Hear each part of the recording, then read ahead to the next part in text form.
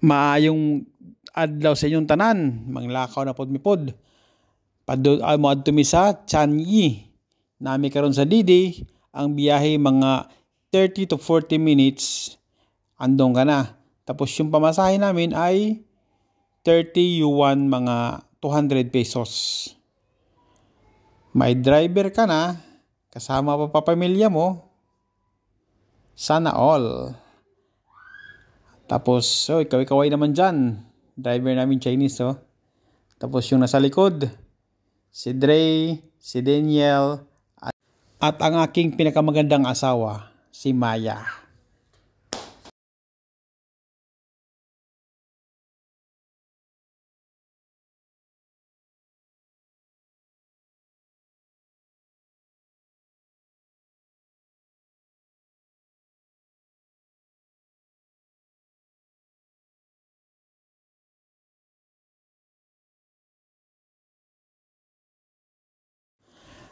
Guys, namin nakita din na mga anime, tapos pwede ka mag-drawing sa isang side wall.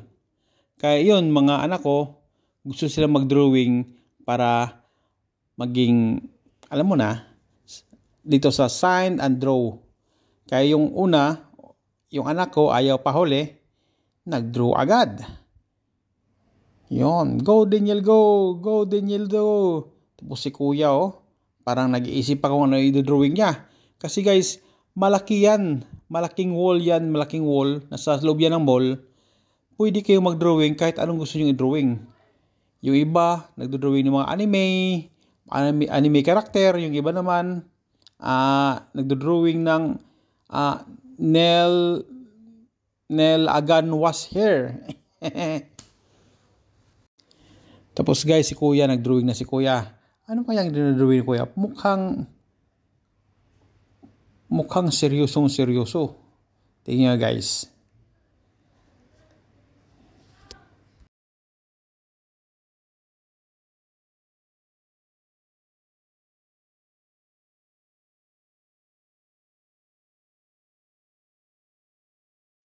Ito guys, may nag-drawing na dito. May nauna sabi na drawing. Ang ganda ng drawing niya. Si Gaara. Yun sa Naruto. Ang ganda ng pagka-drawing.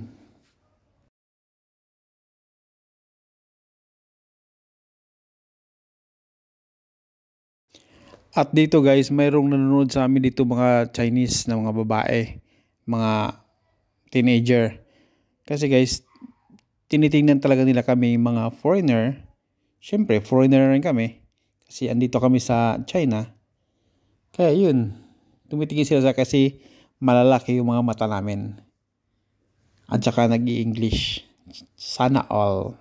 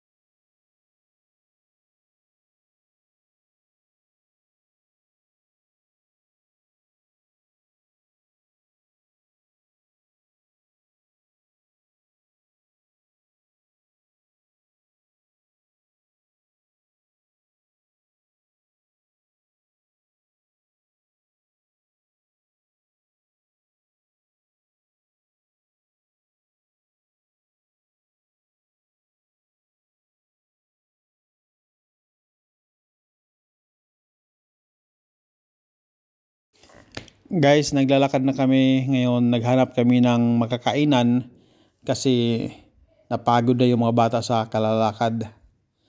Kaya yun, Naghanap na kami ng mga kainan.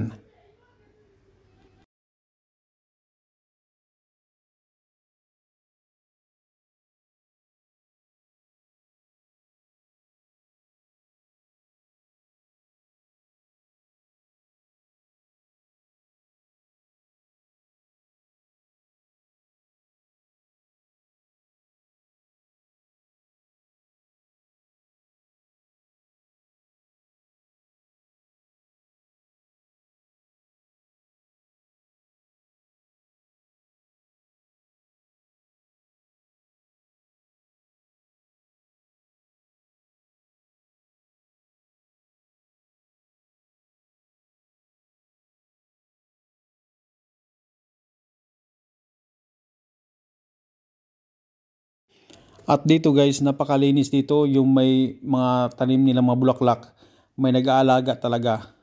Hindi pinapabayaan.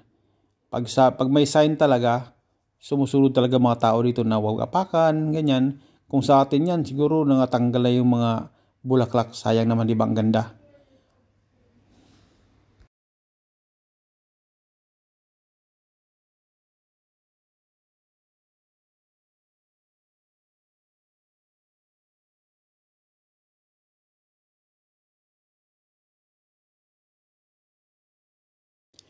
Ito guys, papasok kami sa underpass.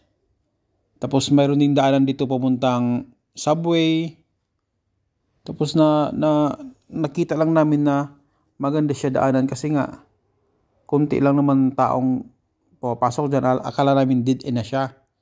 Pero pagdating sa dulo, yun, marami palang kainan dun. Maraming kainan, maraming tao.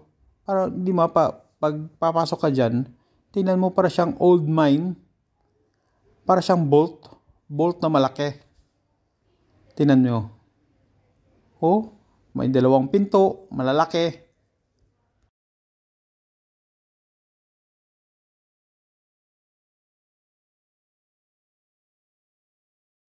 Tapos may pa-music pa si Mayor.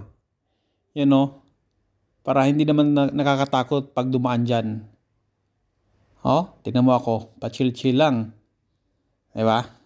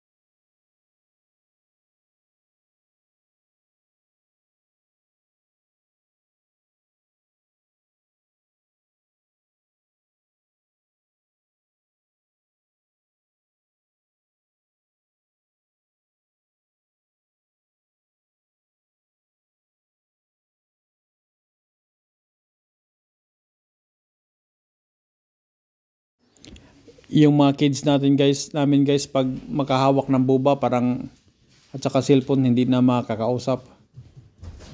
Andito pala kami ngayon kakain. Naghihintay ng order. Wow, parang paper lunch lang. Pero Chinese style siya. You know, yan yung kay Ate Danielle. Tapos yan naman kay Kuya Dre.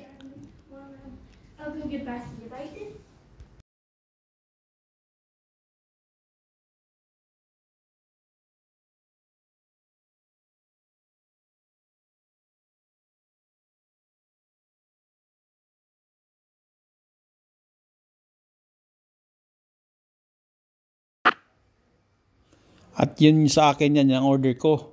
Para siyang tuwalya ng baka. Tapos may noodles, may sabaw. Yan, para sa hangover. At saka sobrang anghang yan guys. Kasi nga maraming peppercorn. Kaya yun, enjoy muna kami sa pagkain namin.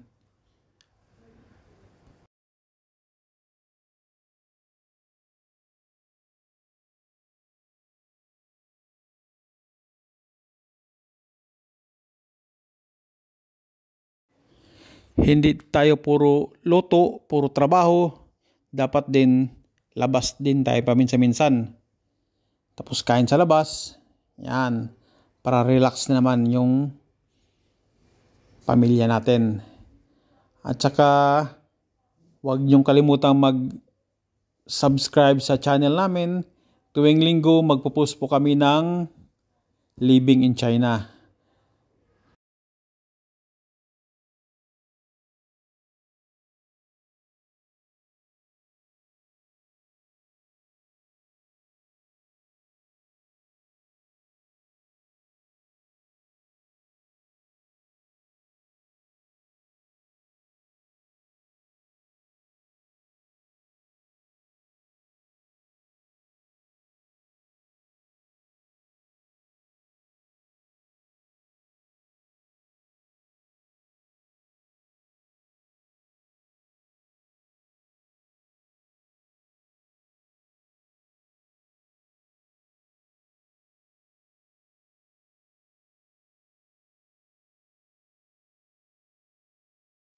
Parang dinaanan ng bagyo.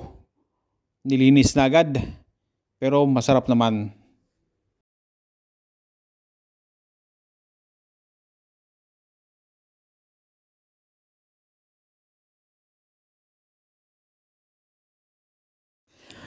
Guys, hapon na.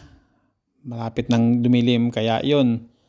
Marami na rin tao nagdetingan. Kaya yun, papauwi na rin kami.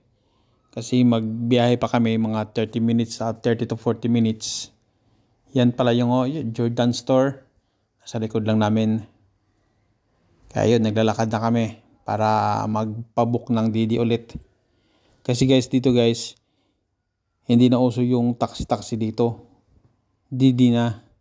Mag-book ka lang sa sa apps kusang darating. Tapos bayad agad sa apps ulit.